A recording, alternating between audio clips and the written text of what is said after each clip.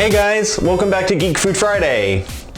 Or Saturday, because I may be posting this on Saturday instead of a Friday, and I know that breaks the whole naming convention, but sorry, it's been a super crazy week. Today on Geek Food Friday, we are continuing to celebrate Halloween this month, and I'm going to bring you a really fun, creepy, slime-filled cupcake that is gluten-free and super fun to make for any kind of party, whether you're making it for adults or kids. And on an unrelated note, be sure to check my blog tomorrow for praying hands. Check out the blog tomorrow for a really awesome Dixie Crystal Sugar sponsored Halloween post on the blog. It's going to be a really awesome, fun, gluten-free Halloween treat. I will include the link below on Sunday. I'm not going to include it today because it's not going to go up until tomorrow. But be sure to check it out and also join us on the Sunday Supper Twitter chat at 7 p.m. this Sunday. And on to our super fun slime-filled cupcakes. The first thing we need to do is make the cupcake. And what you'll need is a cupcake or muffin tin lined with cupcake foils, your oven preheated to 350, and the ingredients you see below.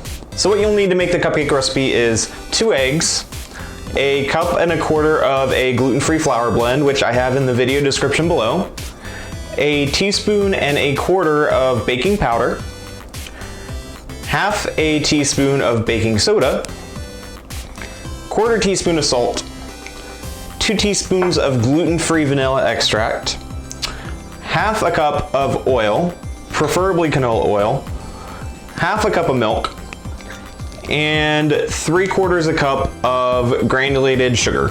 So the first thing we're going to do is that we are going to go ahead and whisk our eggs together just until they look homogeneous and you don't really have any flecks of yolk inside of it. Once the eggs are whisked together, you'll want to add your sugar and your vanilla. And whisk until the eggs start to get a little bit fluffy. Once the eggs are a little bit fluffy, go ahead and add your oil and whisk until it's well combined. Now that our egg mixture is good to go, we're going to go ahead and add the baking soda, salt, and baking powder to our flour mixture, and then we're going to go ahead and stir that up. Be kind of useful if I had a spoon. We're going to go ahead and stir up the flour mixture with the baking soda, baking powder, and baking salt, and add about half of that into your egg mixture. If you're anything like me, you mix up your words just like your eggs all the time and interlay it with horrible puns. So like I said, I'm just adding about half of my flour mixture into my eggs. I'm gonna stir that until it's well combined. Then we're gonna go ahead and add half of our milk, stir that up, add the remainder of your flour, and as you guessed it, stir it all together. And try not to fling flour everywhere. Probably a good idea. Then add the last bit of milk and whisk it all together. So now that our batter is made, we're gonna go ahead and use a little ice cream scoop and distribute it into our little baking cups. Hey guys, Editing TR here. I forgot to mention while I was recording that you should bake the cupcakes for 15 minutes, and you can also insert a toothpick and check if there's any raw dough on the inside before you move them from the oven. Back to the video. Hey guys, the cupcakes are in the oven, so the next thing we're going to do is we are going to make some lime curd for the slime filling of our cupcakes. So what you'll need for this is a cup and a half of granulated sugar, 5 limes, 4 eggs, and a quarter cup of butter at room temperature. So the first thing we're going to do is we are going to take each of our limes and we're going to go ahead and zest them into our sugar. And what we're going to do with this is we're going to use it as a way of just lightly flavoring the sugar in the curd that we make. It's a really easy way of adding some additional lime flavor.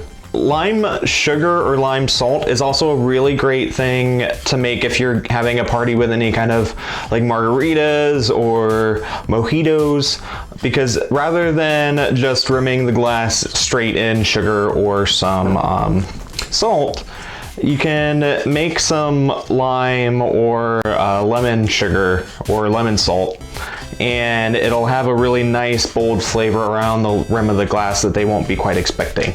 All of my limes are zested, so I am just running my hand through the sugar now and kneading that zest into the sugar just to kind of infuse that lime flavor throughout all of the sugar.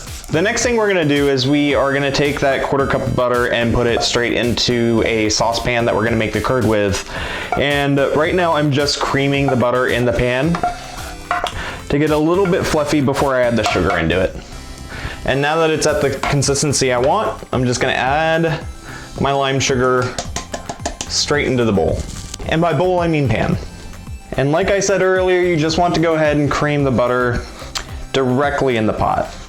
And guys, this smells so good. All of that fresh zest with the sugar and just kind of churning it in that butter just creates such a really great aroma.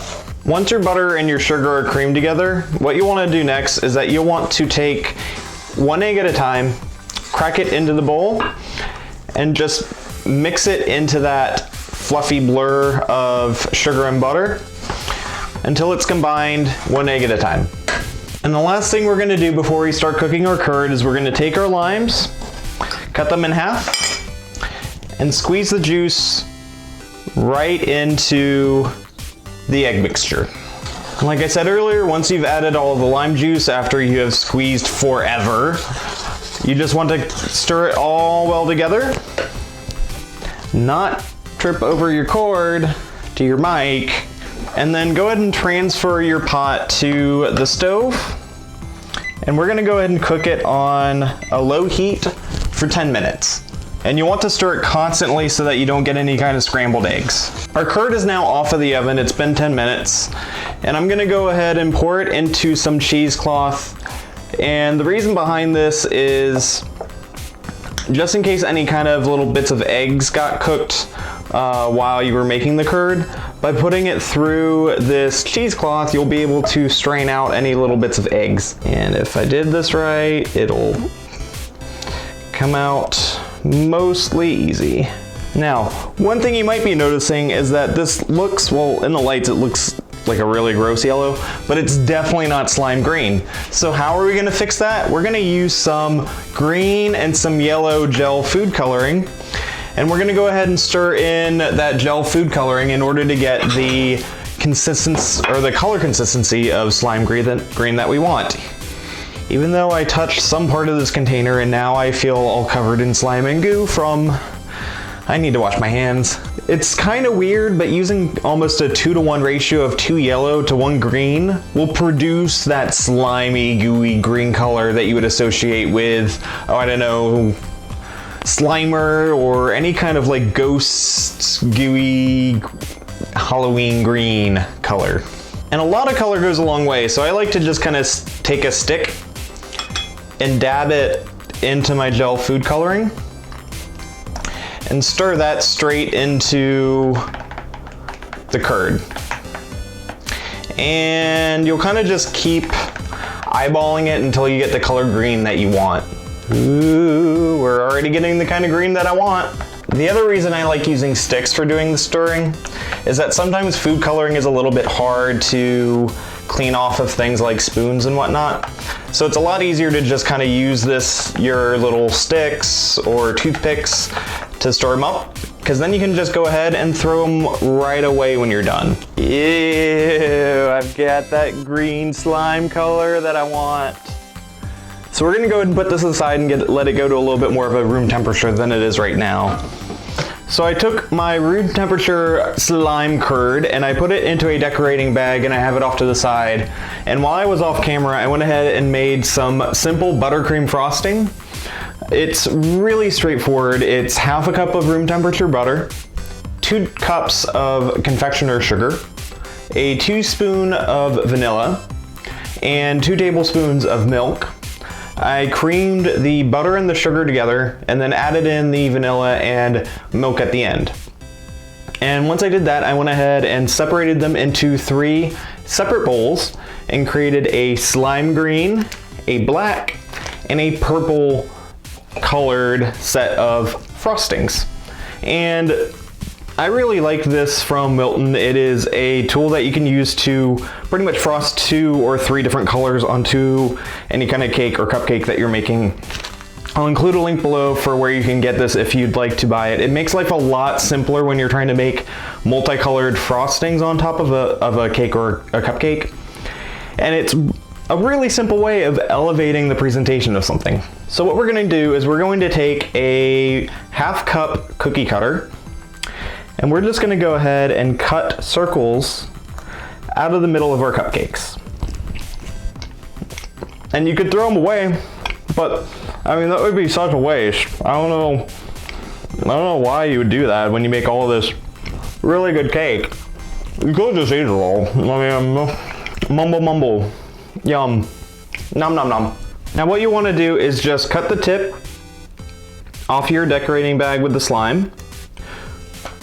And you're just going to slowly and carefully pour this into each and every cupcake. Some of it's pouring on my hand. Spoilers, it might get a little bit messy. And now that my hands are slime free, I'm gonna go ahead and frost the top of each of these cupcakes. And there you have it. So, look at it, aren't these just effing awesome? Not only do they look awesome on the outside, but let's take a look what happens when we cut it open. It would probably work better if I zoomed in on it, wouldn't it? See, look at that. How freaking disgustingly delicious does that look? So if you like this video, please share it, comment below, and subscribe to my channel. The word subscribe will be on one side of my face. I haven't decided yet. Editing TR will figure that out. Video TR is just trying to make sure that I'm making coherent sentences. And be sure to check the blog tomorrow for the Sunday Supper Dixie Crystal pair up for some really awesome Halloween treats. I will see you guys next Friday. Bye.